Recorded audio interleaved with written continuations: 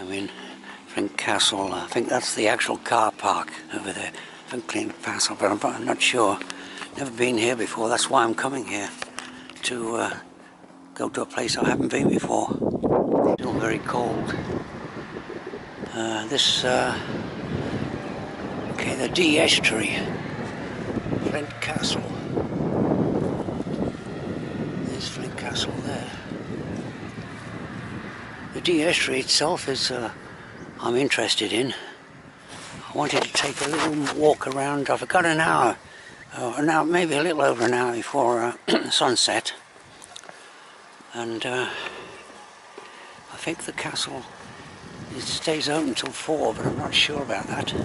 Behind the lifeboat station, already about 200 yards away. So I presume that was the car park for Flint Castle. So you have to have a little bit of walk. Unfortunately, I haven't put my hiking boots on because I'm kind of running out of time.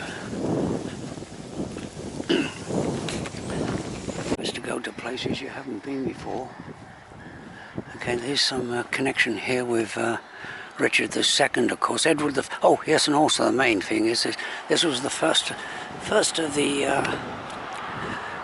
English invader, Edward I. This was one of the first of the first castle he built in his quest to finally subdue the Welsh and bring it under English control. Yeah, there it is, Flint Castle. It's still in the 30s and there's a stiff breeze blowing, so hopefully you'll be able to hear me. It's coming straight from the east, this wind, and it's cold. There's a few people here.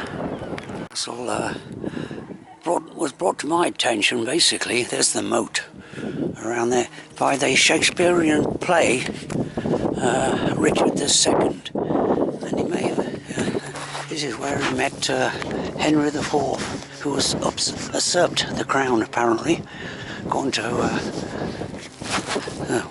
Shakespearean history. Now it is free to come in here. Yeah, right on the, there's the D side there. Okay, let's see what it says here. Okay, and now we're in Wales, so of course it's told from the Welsh perspective. Castle for a king as hard as flint. Now that's a little bit of play maybe on the town. Edward I, King of England. So you can pause maybe and read that. Yeah, that was the castle as it looked like. And I presume it was... I'll climb up that tower. Yeah. Join those gentlemen at the top. So it looks like they put a new stairway in. It went up the original stairway probably, which was it's been destroyed. And this is typical of the ruined castles in Wales. Some are better than, well, quite a few are a lot better than this, but this is, yeah, complete ruin really. Okay, so ascent to the top of the tower. The sun almost about to set. No good at all if you're driving into the west. Which I've been doing since I left North Yorkshire. Since I left North Yorkshire this morning, not very pleasant at all. And there's the D estuary. That's one of the things I wanted to see. The D estuary, the tidal estuary. The River Dee, of course, by far the biggest river in North Wales, is that's its outlet to the sea.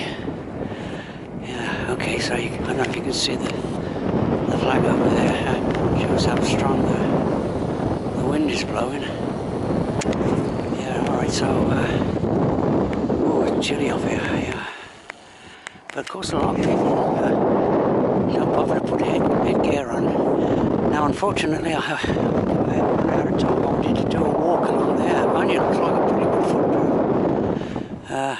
I might try a footpath, but I didn't put my hiking boots on. Okay, I'll make a descent then to the bottom of this tower. Okay, back to ground level. So I just want to have a little wander around the outskirts of the castle.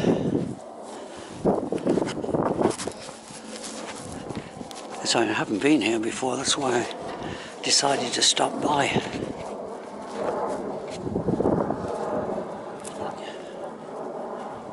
Oh, there's the well in the centre there.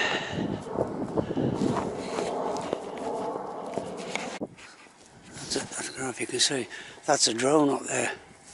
Someone's flying a drone.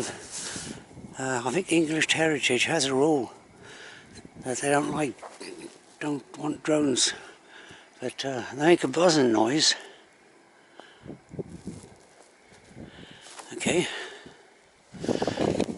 what's in here? Okay, this is all that's left of another tower. You see the steps starting there. Alright, I won't I just make my circuit.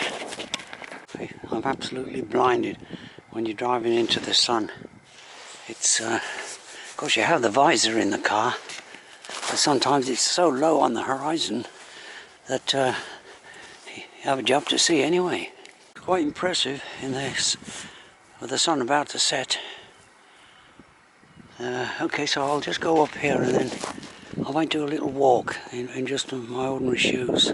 Well, they're not hiking, they've got a tread on them, but they're just all like trainers. A little bit of history on Richard II. You can put it on pause maybe to read a little bit of history there. Helen Bolingbroke, the taker. Yeah. Alright, just a actual stairway here, one of the original stairways. That looks like, I don't know what that was. Well, it was a chimney or something, well, less polite maybe to mention in polite society anyway. Here's a, yeah, I can still hear that drone flying.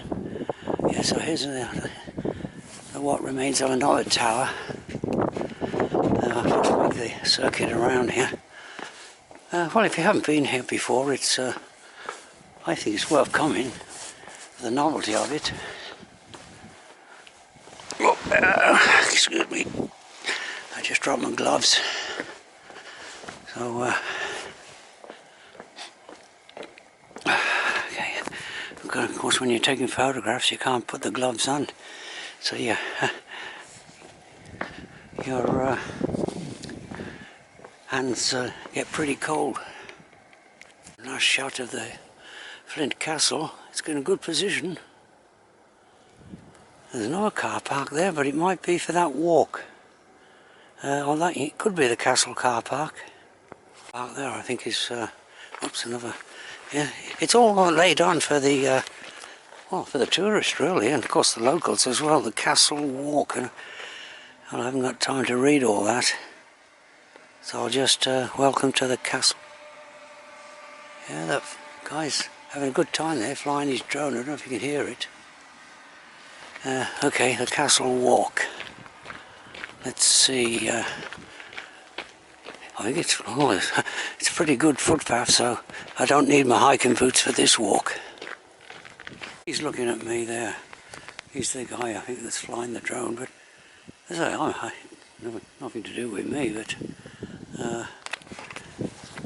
it's well, they're quite inexpensive, the drones are apparently, and a lot of YouTubers use them to show on their hikes.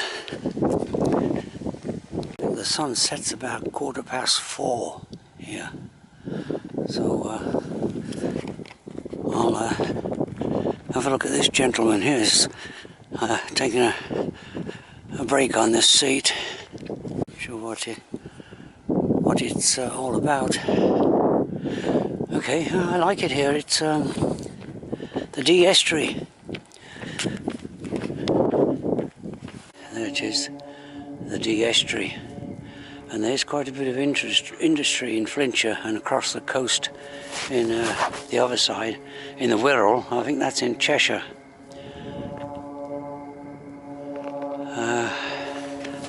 Yeah. Okay, so I'll carry on going for a bit. I got really, well, I think the sun sets in very shortly, but you can walk for another half an hour, more or less daylight to walk in, for another half an hour afterwards. As far as I go, you can continue going around for some distance. Well, I don't know if I can get back to the car park this way. I'm just going to have a quick look at the Google map to see if I can get back on the roads. Looks like an industrial area of Flint here. So this looks like an industrial area of Flint. As I said, there's quite a bit of industry in Flintshire along the Dee estuary, and there's a big aircraft factory as well. Builds part of the Airbus. I think they build, I'm not sure if they build the wings in Broughton, I think, a place called Broughton. I think it's in Wales, in Flintshire. Okay, according to the Google map, I'm going in roughly towards the Flint Castle. It saves me repeating the walk along the coast there, which I'll have a look into the industrial heartland instead. Back to Flint Castle, and no problem. So I need that little bit of daylight left to find my way back to the motel. Travel lodge I'm staying at. It's about 3 or 4 miles away in the town of Holywell. Okay, I'm back to the castle car park. Right here, signpost. I think most people will be coming from that direction, so it's signposted for people coming from the industrial area. Back there somewhere. Okay, so I'll end up this video here. Just a short video. I'm parked just behind the lifeboat station over there.